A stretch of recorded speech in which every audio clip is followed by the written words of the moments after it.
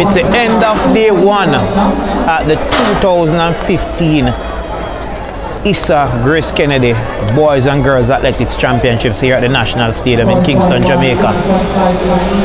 Very light day today, but we would have seen action in the 400 meters, some sprint hurdles, discus class 1 for girls, long jump boys class 1, and of course here at the National Stadium most persons came to see Christopher Taylor in the first round of the class 2 boys 400 meters, and of course Taylor did not disappoint, I can tell you that.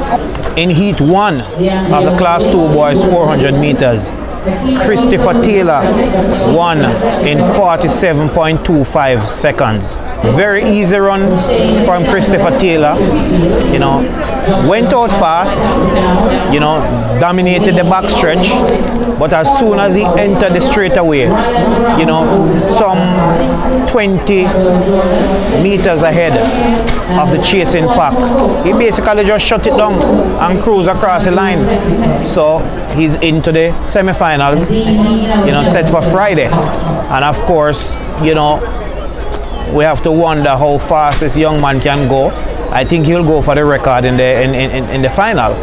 Maybe not in the semi-finals. But the record of 46.64 by Devon Baker, that record I'm sure will go at champs this year. In the class 1 400, Bloomfield was first up. Very, very easy, 48.16. And of course, Tuane Crooks was in heat 2, and he did 47.23 to win his heat. He was also easy. Nathan Allen was in heat 3. He won his heat in 48.22. And of course, in the penultimate heat, Martin Manley, who we have not seen much of this year, but he had things his way in his heat. He's the World Youth and Youth Olympic 400 meter champion. He won his heat also easily, as I mentioned before, in 48.23. So on the girls' side, Tiffany James, Darnally Loney,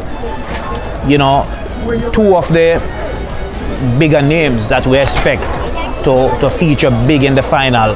They won their heats very easy and advanced to the semi-final. Of course, we didn't see Saquin Cameron, who I said earlier in our preview that she would have easily won the 2-4 double. Coach Michael Dyke opted to put her in the 1-2. She will win the 200 easily. The 100 she can win, but of course it will be a bigger challenge because of course there's Natalia White from St. Jago. So Tiffany James 54.25 easily advancing to the semis. Darnally Loney 53.56 also in. In the sprint hurdles, we have only seen action on the girls' side. The 70 meter, the 80 meter, and the class 2 100 meters. And of course, Janique Brown of Wolmer's look like she have this one lock again. Look like she gonna win. But we can't rule out Safia Thompson of St. Jago. And also Sydney Marshall of Manchester High. And of course I have to mention that Rochelle Burton, who some years ago would have probably win that thing easy, but she's not at her best in the last year or year and a half.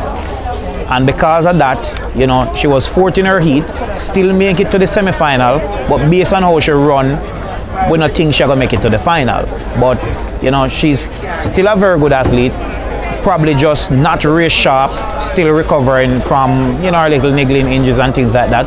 But this class 2 girls 100 meter hurdles should be a very, very interesting event come Saturday for the final here inside the National Stadium.